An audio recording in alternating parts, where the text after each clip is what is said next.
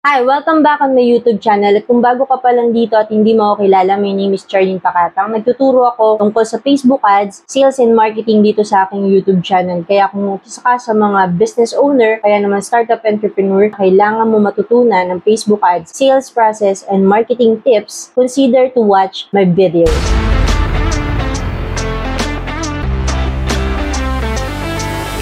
So right now, ituturo ko naman sa'yo dito yung 4-step. Okay? 4-step na kailangan mo matutunan at gawin para mahanap yung perfect prospect para sa business mo.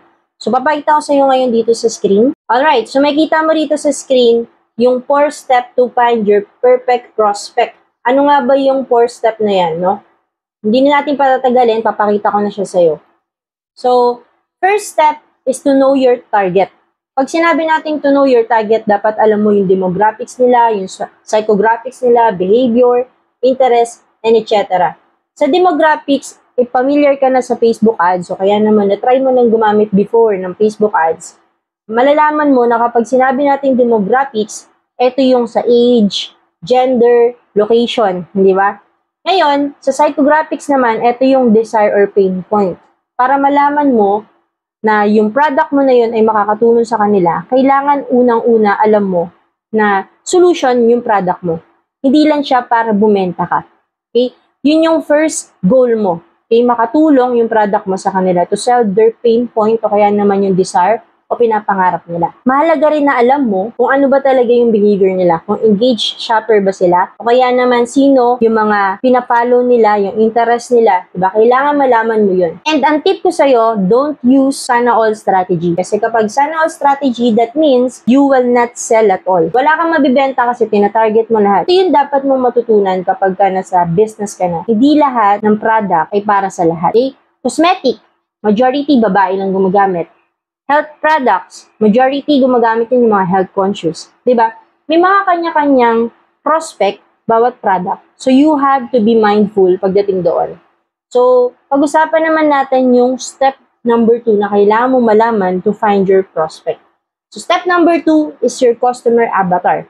Pag sinabi natin customer avatar, ito na yung ilang taon sila, babae, lalaki ba to, matanda, anong trabaho, saan nakatira.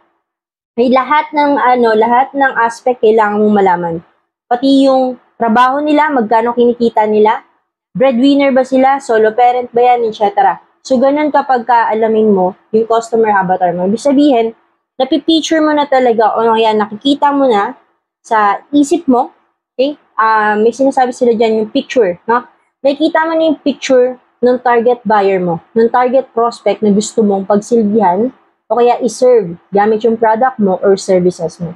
Ayan. So, pagkadating naman sa customer avatar, kailangan specific ka dun. Okay? Kailangan yung mga tina-target mo talaga dun is may problem.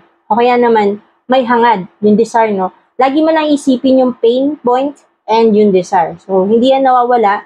Kapag alam mo na yung customer mo na yan ay may desire at the same time may pain point, eh yung product mo ay makakatulong para makuha nila yun, kung ano man yung gusto nilang goal, then that product will be sold easily.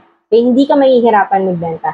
And then third step na kailangan mong malaman para makita mo kung sino yung perfect prospect mo is do some research. Of course, in every niche, okay, sa dami ng niche dito sa industry ng business, mapa traditional business, mapa online business, you need to do research.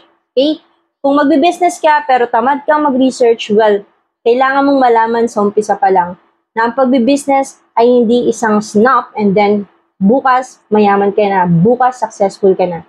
So you have to do your own research. Kailangan alam mo kung sino yung pinafollow nila, and again, you have to be specific with this. Before we go dun sa step number 4, gusto ko lang itanong muna, are you enjoying so far? Marami ka bang natututunan?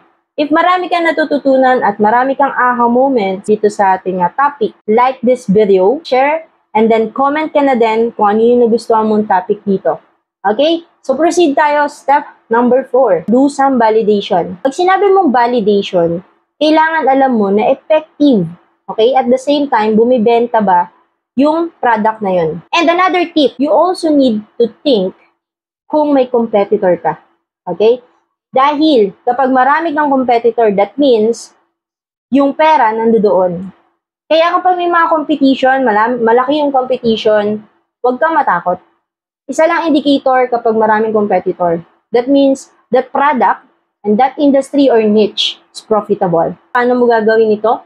Deeper research. Okay? Spy mo yung rival mo, yung trend sa market, at marami pang iba. Iba-iba yung estilo nating mga business owners or mga entrepreneur kung paano natin i-spy yung mga rival or competitors natin dun sa iba't ibang industry. So, nasa sayo talaga kung gaano ka ka-eager na maging successful dun sa business mo na yan. Dahil, again, ulitin ko, ang pagnanegosyo ay hindi nangyayari at hindi nagiging successful overnight.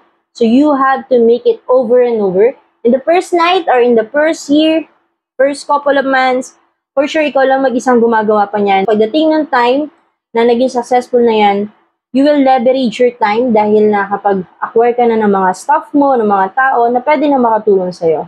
Okay, so hopefully, malaki na itulong sa'yo ng video na to. At kung nagustuhan mo to, please consider to like, subscribe, and comment. Huwag ba na rin mahiya na i-share ito. Libre lang naman. So once again, this is Coach Charlene Pakatan. And always remember that failure is part of success. So if you fail now, just don't give up, keep going on, and you will make it happen.